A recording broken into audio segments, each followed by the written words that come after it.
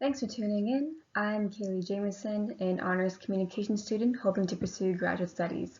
I'm focusing on a recent paper I did analyzing how two ideologically contrasting media outlets frame Uyghur welfare in Xinjiang. I cannot emphasize enough how complex the geopolitical situation is for this, and I risk the oversimplification, so I'll recommend further reading in my last slide.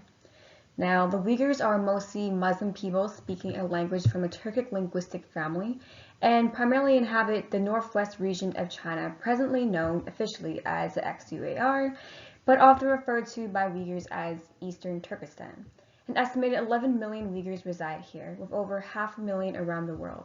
From the Qing dynasties to Cultural Revolution to present day, China has enacted colonial-like practices in attempts to erode Uyghur culture and religious freedoms, to assimilate them to the dominant Han majority. Over time, this has boiled into much ethnic conflict, which has been filled with unrest and violent incidents and several Uyghur uprisings. Through the combination of mass surveillance and AI technology, the CCP launched formal campaigns against what they have labeled their People's War on Terror. However, the actual terrorist threat by the Uyghurs is strongly contested and is the result of aggressive framing by the CCP in order to justify their campaigns to mass surveil ethnic minorities and the blatant suspension of human rights. On the note of human rights, it's been finally generating international coverage that the Uyghurs are suffering massive human rights abuses in internment camps, which the CCP justifies are needed for re-education and vocational training. Millions of Uyghurs are currently contained within these camps, reportedly undergoing forced labor, forms of torture, sexual abuse, and sterilization. The region itself is also crucially geographically situated where China's Belt and Road Initiative runs through, adding to the CCP's possible economic rationale for this extreme securitization of the region. What I explored in my research questions was whether the political ideology of either a Chinese state media versus an American outlet influences how they frame the Uyghur camps, and if the sources they use in the articles portray a positive or negative tone of the issue consistent with this ideology. As you know, I conducted a framing analysis in the cross-national comparative style. I selected Chinese state media outlet Xinhua, and for the greatest contrast, the Western and American explanatory outlet Vox. These were selected to represent China and the US respectively, and I want to contrast them in light of current geopolitical tensions and prevalent anti-China discourse from the West. I also used the software NVivo to code my frames and quantify their frequency. Overall, between Xinhua and Vox, I found 7 overarching dominant frames, which encompassed 14 subframes within them. Xinhua relied primarily on 2 frames in their articles, highlighting counterterrorism and de-radicalization measures of the Uyghurs, and the hypocrisy of the West due to finger-pointing. Vox had 5 frames here, painting the CCP as a human rights abuser, Islamophobic, or a spreader of disinformation. Their articles also framed a Western condemnation of China and a failure of international action.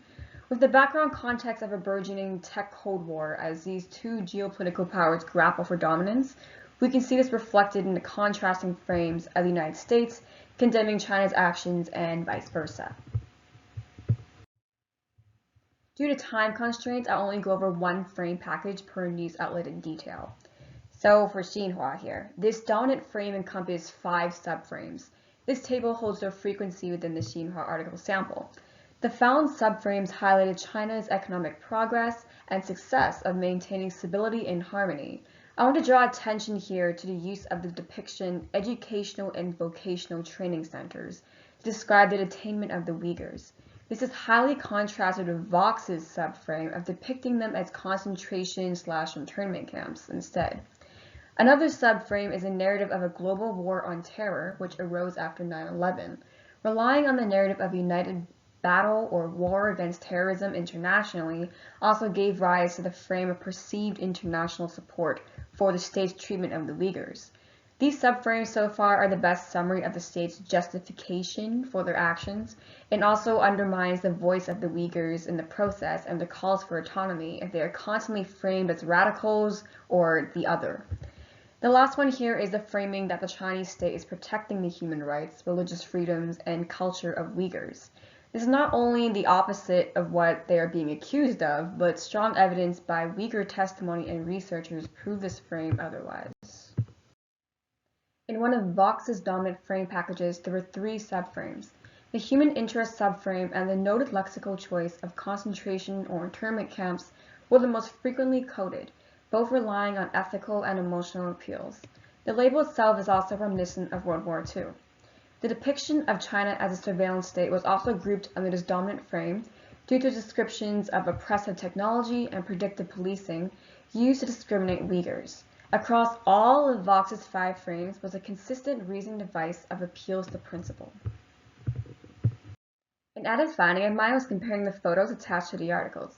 Xinhua on the left exhibited photos with intention of color and vibrancy, and one of Xinhua's subframes had been that the state protects culture and religious freedoms, and these photos seem to exemplify that. On the right are attached photos from Vox articles. Once again, we see the consistent framing device of ethical and emotional appeals. So now I'll briefly go over the content analysis I did of each outlet's sources.